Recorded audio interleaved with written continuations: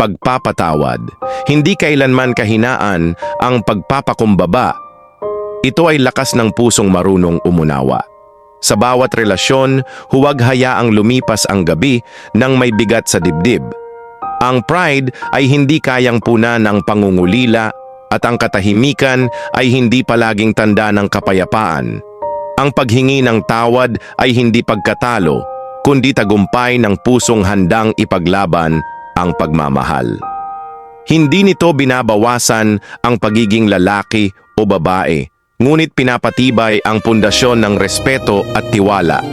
Huwag hayaang masanay sa lamat ng tampuhan, sapagkat bawat hindi inaayos na away ay unti-unting naglalayo sa pusong minsang hindi kayang magkalayo.